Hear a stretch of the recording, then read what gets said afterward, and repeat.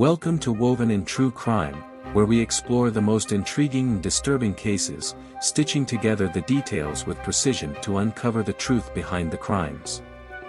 In today's episode, we bring you a true story, where names and locations have been changed to protect the privacy of those involved.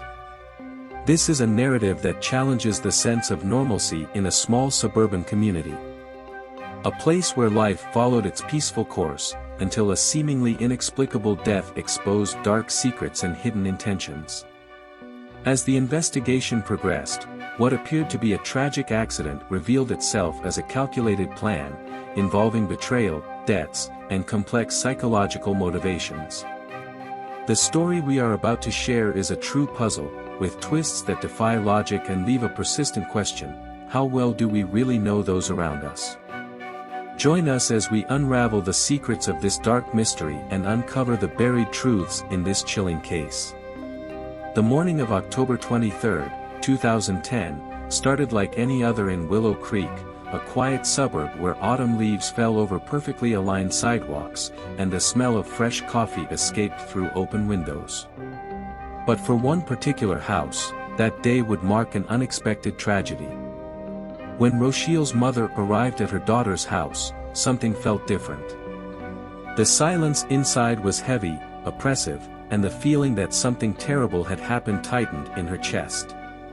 She slowly climbed the stairs, calling out for her daughter with a trembling voice. The air seemed to get colder with every step. When she opened the bedroom door, the sight that greeted her froze her in place. Rochele lay motionless on the bed, her skin pale, her eyes closed. The room, once full of life, now seemed frozen, as if time had stopped.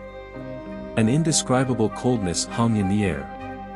Trembling, the mother could barely hold the phone to call emergency services. When the paramedics arrived, they quickly declared the death, suggesting that it might have been a natural cause. But as she surveyed the scene, something bothered her. There was a subtle disorder in the room. A chair had fallen in the corner, objects were out of place, as if an invisible presence had passed through. The Willow Creek community was in shock. Rochele was a well-known figure, a respected physical therapist, and a dedicated athlete who inspired everyone around her with her healthy lifestyle. How could someone so full of life have died so suddenly? Shock spread, but the suspicion that something deeper and darker was behind this death began to grow. Few imagined that this death would mark the beginning of a mystery much darker than it seemed. Willow Creek was a peaceful suburb, with quiet streets lined with trees and identical houses, where tragedies seemed impossible. The autumn leaves fell softly, and life followed its routine. It was a place where everyone knew each other, and the unexpected rarely happened. That's why Rochele's death shook the community deeply, creating an invisible rupture in this idyllic setting. At 35 years old, Rochele was the epitome of vitality. Known not only for her work as a physical therapist but also for her balanced and active lifestyle, she was often seen jogging in the mornings and participating in local sports events. For those who knew her well, her death seemed like an unsolvable enigma. She was a rock, friends and family said, unable to accept the news. I never saw her sick, not even with a cold. The Willow Creek community was filled with disbelief. How could someone with such an active and energetic life die so suddenly, without explanation? Rochele was tireless, a close friend commented. It doesn't make sense that she's gone like this.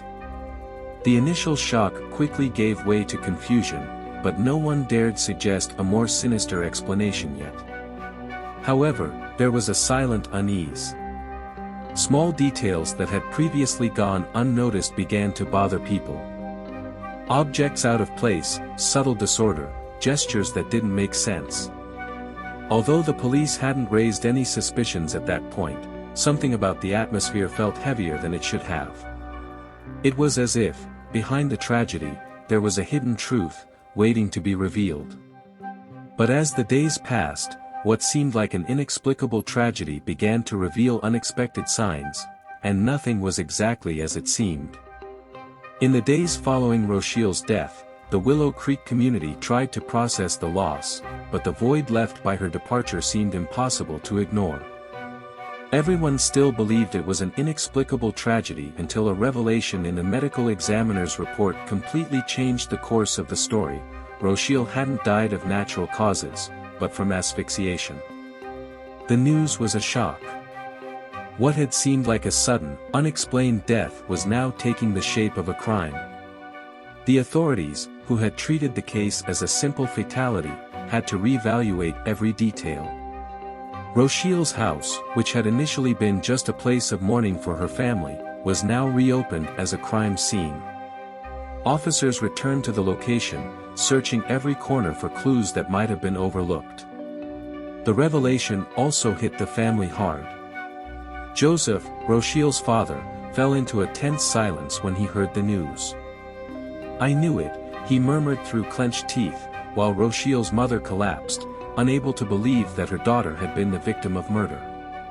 She couldn't have left like that, someone did this. Determined to seek justice, Joseph gave the police no respite. He demanded answers and pushed for an investigation into all possibilities. Finally, an experienced detective was assigned to the case, bringing hope that the mystery would begin to unravel. The investigation started with those closest to Rochele. Friends and family were questioned, but no one could provide information that shed light on what had happened. Rochele had no apparent enemies, and everyone who knew her described her as generous and full of life. However, Mike, Rochele's husband, began to raise suspicions. Initially, he seemed shocked and distant. But as the days went by, small inconsistencies appeared in his statements. His responses were vague, and his emotions were too restrained. He tried to justify his movements on the day of the death, claiming that he had been stabbed by an intruder. However, his story became less convincing by the day. The suspicions intensified when the police investigated the couple's finances. They discovered that, weeks before her death, Mike had withdrawn a large sum from Rochele's account. The revelation paved the way for even more disturbing doubts about his true intentions. But what the police found next turned a simple disappearance into a much darker mystery than anyone could have imagined. With the investigation focusing on Mike, the pieces of the puzzle began to fall into place, revealing secrets that had been hidden until then. What had seemed like a simple suspicion quickly turned into a web of contradictions. Mike continued to insist that he had been attacked by an intruder, but the police began to detect glaring flaws in his version of events. There were no signs of forced entry, and forensic analysis found no trace of a struggle with another attacker. Then, the forensic analysis revealed something that chilled the investigators: Rochele's body had been moved. Subtle marks on the carpet around the bed showed that she had been dragged. Moreover, the stiffness in her arms indicated that someone had carefully repositioned the body, attempting to stage a perfect crime. Every detail suggested a meticulous attempt to disguise the true cause of death, but the staging, while calculated, wasn't sophisticated enough to fool the experts. This discovery transformed the investigation. The idea that Mike might not only have been involved in Rochele's death but had also tried to manipulate the crime scene brought a new layer of suspicion. With this discovery, investigators began to dig deeper into the couple's finances. Mike's financial behavior was becoming increasingly suspicious. In addition to large withdrawals made shortly before the death, the records showed that he was drowning in debt, with creditors pressing and a spiral of difficulties closing in on him. The debt seemed to consume Mike. With each new piece of evidence, the profile of the crime became clearer. Rochele, once a life partner, now seemed, in Mike's eyes, to be the desperate solution to his problems. He was cornered, and Rochele's death offered a possible way out. What had once seemed unthinkable now emerged as a premeditated crime motivated by financial desperation. During interrogations, Mike began to falter. With each new question, the contradictions in his story became more evident.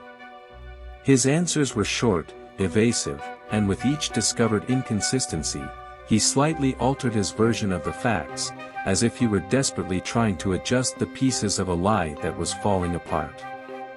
His eyes, once confident, now wandered around the interrogation room, while his hands trembled slightly, betraying the nervousness he could no longer contain. The investigation also uncovered other details. Neighbors of Rochele, who until then had seen no reason for concern, began recalling events that had gone unnoticed. One neighbor reported hearing muffled screams on the night of the death. At the time, she thought it was just a routine argument between the couple, something she had witnessed before. But as the investigation unfolded, doubt began to haunt her. Could those screams have been a sign of something much more serious? The relationship between Mike and Rochele, which had seemed stable until then, hid deep secrets. With each new discovery, it became clearer that the crime was not an impulsive act. The marriage, already worn down by financial and emotional tensions, had culminated in a brutal decision. The noose around Mike was tightening. He maintained his facade, insisting on his version that an intruder had caused Rochele's death. But the police knew they were one step away from confronting him with irrefutable evidence.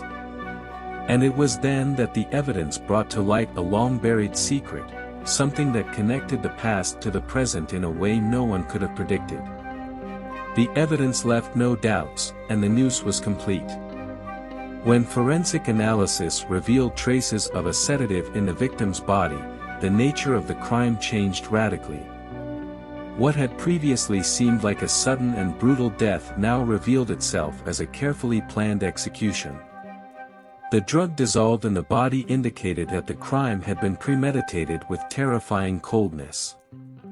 The victim had been incapacitated before being asphyxiated, a revelation that altered everyone's perception of the events. It was at that moment that a new discovery brought an unexpected twist. There had been an extramarital affair, an outside involvement that had gone unnoticed until then.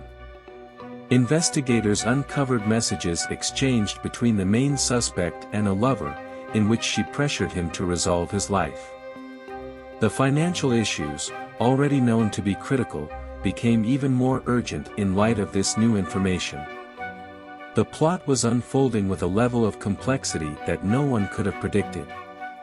Confronted with these revelations, the guilty party finally broke down. Under the pressure of the evidence, the confession came, but the attempt to justify the act was shocking. The murderer claimed that the crime had not been committed out of revenge or ambition, but rather out of a disturbing moral distortion. The victim was suffering, emotionally lost. It was to save her, was the justification offered, in a low, almost absent voice, as if trying to convince himself more than the investigators. The silence that followed the confession was cold, while the distorted rationalization hung in the air, leaving everyone stunned. The discovery of the sedative was a decisive blow to the narrative, revealing the true intention behind the crime. It was not an impulse, but a meticulous plan, designed to look like a tragic accident. The victim had been drugged, then asphyxiated, and the scene carefully manipulated to disguise the truth. The investigation, step by step, had uncovered the attempt to conceal the premeditation. The confession deeply shook the Willow Creek community. Neighbors, who had previously seen the main suspect as a dedicated person, were incredulous. For the victim's family, the pain deepened. The confession that the crime had been motivated by a cruel need destroyed any hope of understanding. The victim's mother, upon hearing that her daughter had been killed to be freed, collapsed. The shock left the community in a state of perplexity, with many questioning how well they truly knew those around them. Even with the imminent conclusion of the trial, there remained a sense of incompleteness. The answers were clear, but the deeper questions remained unsolved. What were the true motivations behind this crime? The evidence told a story, but a persistent doubt lingered. Was there more behind the acts that had destroyed a life? The mystery, still shrouded in shadows, left many wondering if the complete truth would ever be known. But despite all the answers, one doubt persisted: what was the truth behind it all? Was it possible that, even after the confession, the deeper motivations were still hidden in the shadows? And, after all, had the entire truth really been revealed? With the confession obtained and all the evidence presented, the case seemed to have finally reached its conclusion. The community, once shocked and perplexed, began to accept the harsh reality that the crime had been premeditated, motivated by financial and emotional issues.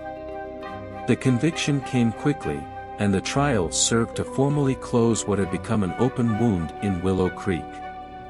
However, even with the verdict, there remained an uncomfortable feeling that something was still not completely clear. The crime, though solved on the surface, seemed to hide deeper secrets. People began to wonder, had everything really been revealed? The cold, calculated behavior, the manipulation of the scene, and the attempt to twist the narrative, all of this suggested that the motivations were even more complex than the discoveries indicated. In the community, the impact of the crime was profound. That small town, once used to tranquility, now found itself shaken by widespread distrust. If something like this could happen among people they knew, who else might be hiding secrets? The fear that other mysteries might still be lurking brought a new tension that hung in the air like an invisible shadow. Friends who were once close began to distance themselves. Trust, once solid, was fragmented. The trial didn't bring the complete relief that many had hoped for. There was a continuous unease, as if, despite all the answers, a crucial detail remained out of place. Something didn't fit perfectly, and that gap left a feeling that the story might not have been completely closed. Even after the sentence, the doubt persisted, feeding the idea that something more sinister could still be hidden. Despite the evidence, a crucial detail still didn't fit. Something was out of place, and maybe the story wasn't over. The case had been officially closed, and the conviction seemed to bring some sense of justice. But as the dust settled in Willow Creek, the scars left by the events were deeper than anyone could have imagined. The feeling that something had been lost forever hung over the town. Although the evidence had been clear and the confession undeniable, the doubt about whether the entire truth had really been revealed continued to haunt those who had lived through this nightmare closely. On the surface, everything was resolved, the official explanation was given, the sentence delivered. However, the atmosphere of uncertainty continued to permeate the suburb. Quiet conversations among the residents revealed that many still questioned whether the crime had been as simple as an act of financial desperation or an extramarital affair. Was there something darker behind the eyes of someone who had meticulously planned the end of another person's life? Small details that didn't make sense, objects out of place, ambiguous conversations, began to bother the residents, as if the puzzle was still incomplete. As the months passed, life tried to move on, but the community would never be the same. Families who once saw themselves as part of a cohesive whole now looked at each other with suspicion. The tragedy had raised questions about how well we really know those next to us. The encounters on the streets, once full of smiles and light conversations, were now replaced by uncomfortable silences. The distrust, once non-existent, was now deeply rooted. Secrets that had once been buried began to emerge, and small gestures and fragmented memories were being reconsidered. Fear also persisted. Even with the case closed, the shadow that something had been left undiscovered continued to hang over the town.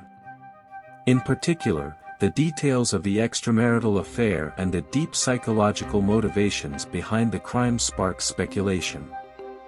To what extent had that crime been the result of an impulse or a desperate need to escape a life of debt?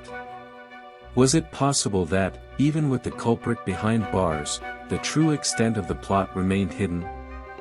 As the suburb tried to return to normal, many wondered, had all the evil been exposed? Or was there still something hidden, waiting to emerge? The community, no matter how much they tried to accept the answers presented, couldn't shake the feeling that Mike's true motivations went beyond what had been said. The mystery that seemed resolved continued to cast shadows over Willow Creek, leaving one question in the air: how many secrets were still buried? The headlines about the case disappeared from the newspapers, and life went on, but the questions persisted. Even after the sentence, an unrevealed truth seemed to hover, as if, somehow, the story still wasn't over. The uncertainty, this feeling that something was missing, seemed to grow as the months passed. After all, was it possible that the entire truth would never come to light?